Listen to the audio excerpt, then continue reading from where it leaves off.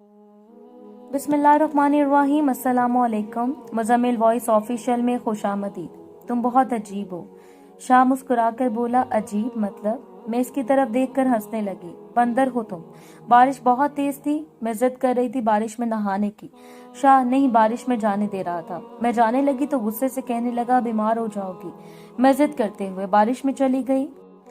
हवा भी बहुत तेज थी, झूमने लगी। शाह मेरे सामने बैठा हॉल में लैपटॉप पे मसरूफ था। मैं जानती थी बारिश में भीग कर मुझे बुखार हो जाता है।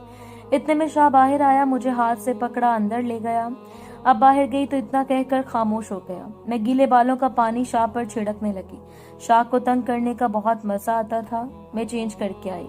शाह लैपटॉप पर कुछ काम कर रहा था, बहुत टेंशन में लग रहा था। मुझे शाह को तंग करने का बहुत दिल कर रहा था।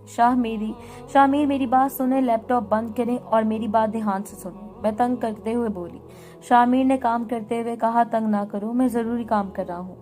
मैं मन में मुस्कुराई, फिर जल्दी से लैपटॉप का स्विच बंद कर दिया। शामिर खामोश रहा, फिर मैंने कुछ उल्टे सीधे बटन दबाए। न जाने कैसे लैपटॉप की स्क्रीन बुझ गई। शामिर ने मेरी तरफ गुस्से से देखा, जिसे मुझे कत्ल कर देगा। फिर चिल्लाया, ये कैसी बच्चों वाली हरकतें करी हो। लैपटॉप साइड पर रखा, सर पर हाथ रख कर बैठ गया। मैं मन में बहुत खुश हो रही थी। शामिर सुनो तो। वो मुझे इग्नोर करने लगा। सख्त लहजे में बोला, तंग क्यों कर रही हो, जाओ जाके खाना बनाओ। मैं खामोश हो गई, पास बैठी रही। 5 मिनट गुजरे, फिर बोला, निम्रा सुन रही हो, खाना बना लो, मुझे 2 बजे कहीं जाना है। मैं पास बैठी। शाह सुनो, मेरे माथे पर एक बोसा करो। शाह हैरान था, निम्रा क्या हो गया है। मैंने कहा, करो तो। शाह ने मेरे माथे पर बोसा किया। मैंने आंखें बंद कर ली। न जाने क्यों मेरी आंख से आंसू पानी की तरह बहने लगा। शाह ने मेरे चेहरे को हाथों में भरा। अरे पागल, क्या हुआ, ठीक तो हो ना। मैं खामोश थी। शाह तड़प रहा था। मेरे दोनों हाथ अपने हाथों में भर लिए, अपनी नाजुक सी उंगलियों से मेरे आंसू साफ करने लगा। निम्रा क्या हुआ, कुछ बोलोगी। मैं खामोशी से शाहमीर के सीने से लग गई। शाहमीर मेरे सर पर हाथ रखे। निम्रा कुछ बोलोगी, मैंने धीमी सी आवाज में कहा। शामिर, मैं तुम दूसरे मर्दों जैसे क्यों नहीं हो। शाह मुस्कुराया। ये क्या बात हुई, सब मर्द एक से तो होते हैं। मैंने फिर से कहा, नहीं ना, मेरी दोस्त इसका शौहर इसे इतना जलील करता है, बेचारी को मारता है, गालियां देता है। मेरी दोस्त तो कितनी बार खुदकुशी की कोशिश कर चुकी है, जबकि वो बेचारी है भी बहुत खूबसूरत और मैं सांवली सी। फिर भी आप मुझे बहुत प्यार करते हो, मेरी इज्जत करते हो, मेरे नखरे, मेरी गलतियां सब कबूल करते हो। मैं थक जाऊं तो सीने लगा लेते हो। शामिर ने लंबी सांस ली।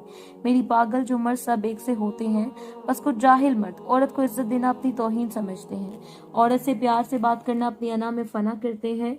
ऐसे मर्द बहुत बदबख्त होते हैं। शाह ने मेरे हाथ को अपने सीने से रखा और बोला, अब जाओ वुजू करो और जाकर नमाज का वक्त हो गया। मैं वुजू करते हुए शाह की मोहब्बत को अपनी आंखों के आगोश में छुपाए खुशी से झूम रही थी। नसीब वाली हूँ, एक हकीकी मर्द की शरीकी हयात हूँ। शाहमीर मसले पर खड़ा नमाज अदा कर रहा था, जो मेरी कुल कायनात है, और मैं इनको कहती थी, तुम मेरी जन्नत के फरिश्ते हो, जिस पर शाहमीर मुस्कुरा दिया करता था। इन मर्दों के लिए लाख सवालात छोड़ दिए, जिनको अपनी अना जिद अपनी शरीकी हयात से ज्यादा अजीज थी। अजीब मोहब्बत देखी मैंने, बाप की बेबसी को महसूस किया। हमारे मोहल्ले के अब्बा जी मेरे पास आए।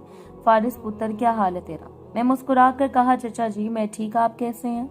पुत्र, बस गुजर रही है। मैंने आवाज दी, चचा के लिए चाय लेकर आओ। चचा जी मेरे पास बैठ गए।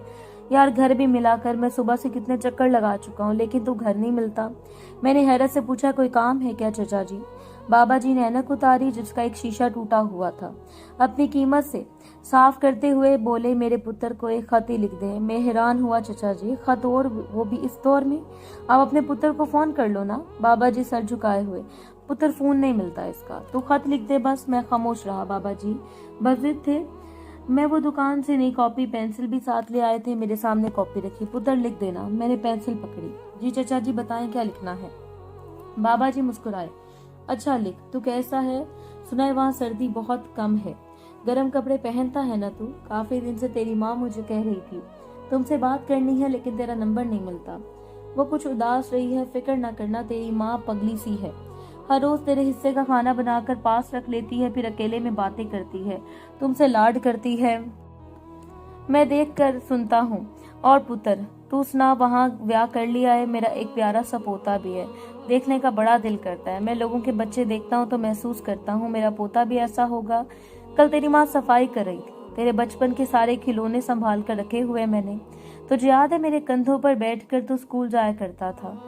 जब भी तुमसे उदास होती है ना, तो मेरा स्कूल के दरवाजे के सामने बैठ जाता हूँ। यूं लगता है तू अब्बू अब्बू कहता हुआ मेरे सीने से आ लगेगा, जैसे बचपन में लग जाया करता था। फिर जब अंधेरा छा जाता है और तू नहीं आता ना, तो तेरी राह देखते देखते घर लौट जाता हूँ। कल की बात है कि मैं सोच रहा था मेरे बिना तुमको नींद ही नहीं आती थी। मैं घर से बाहर जाता था तो कितना रोता था, मेरे पैरों से लिपट जाता था, और अब तू मेरे जिगर के टुकड़े, मुझे फोन भी नहीं करता। मेरे बिना रहने की आदत हो गई है तुझे मेरा बच्चा। तुझे परेशान तो नहीं करना चाहता, लेकिन एक बार आकर मिल ही जाता हमको। माँ तेरी याद करती रहती है, काफी बीमार भी रहती है। तू क्या गया, सारी सांझ मुका कर चला गया। सुना है तूने बड़ा कारोबार बनाया हुआ है अमेरिका में। मैं क्या करूं तेरे कारोबार को, तू आ जाता एक बार। 9 साल होने को है। अब तो दिल बड़ा उदास है, सांस का भरोसा नहीं, मिल जा आकर। लोग कहते हैं तेरे पुत्र ने जिंदगी में ही तुम फूल डाल दिए तुम पे। अब मैं भी कमजोर हो चुका हूँ। अब तेरे अब्बू के हाथ कांपते हैं। पता है मैं कितना सख्त जान हुआ करता था, लेकिन अब तो पुत्र तेरी दूरी ने मुझे बहुत थका दिया है। तुझे खत मिले तो आ जाना, मुझसे पराया है तू। पुत्र 7 माह हो गए हैं, तू फोन नहीं कर रहा। एक बार अपनी माँ से बात कर लेना, इसका हाल चाल पूछ लेना। वो बड़ी परेशान रहती है, सुबह से बड़ी बीमार है, कोई अस्पताल लेके जाने वाला भी नहीं। तेरे दोस्त जब मिलते हैं तो इनसे पूछता हूँ तुम्हारा, वो भी कहते हैं राब्ता नहीं होता। अच्छा पुत्र सुन जरा, एक बात बताऊं, तेरी अम्मा पैसे जमा कर रही है मुझसे चोरी, इसको लगता है मुझे खबर नहीं। लोगों से कहती फिरती है जब मेरा पुत्र आएगा मैं इसके लिए इसकी पसंद के खाने बनाऊंगी। तुझे आलू वाला पराठा पसंद है ना, वो हर रोज बनाती है। मैं झगड़ा करता हूँ लेकिन सुनती नहीं। अब पुत्र तू आ जा, मिल जा एक बार। माँ तेरी पागल सी है, परेशान है बहुत। अब बाबा जी ऐनक साफ की, पुत्र बस इतना ही लिखना है। मैंने कहा बाबा जी एड्रेस क्या लिखूं? बाबा जी खामोश हो गए। पुत्र वो नहीं पता। फिर एक लड़का दौड़ता हुआ आया, चचा नजीर। वो लड़का परेशान सा था। चचा ने लड़के की तरफ देखा। क्या हुआ पुत्र? लड़के ने घबराहट में कहा चचा चची फौत हो गई है, सब मोहल्ले वाले तेरे घर में हैं। बाबा जी खामोश हो गए। हाथ खत में पकड़ा था, न जाने कितने आंसू उस कागज पर गिरे थे।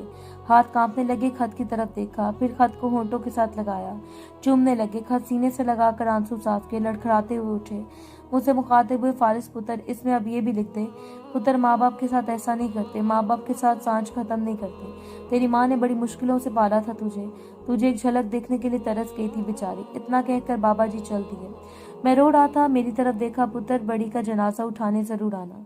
खत को पकड़े वो घर की जानिब चल दिए। न जाने कितने सवालात मेरे कलम के सुपुर्द कर दे, न जाने कितनी बेबस थी वो, जो छोटे से खत में सिमट गई। क्या औलाद माँ बाप के साथ ऐसे करती है? क्या माँ बाप के साथ ऐसा करना ठीक है?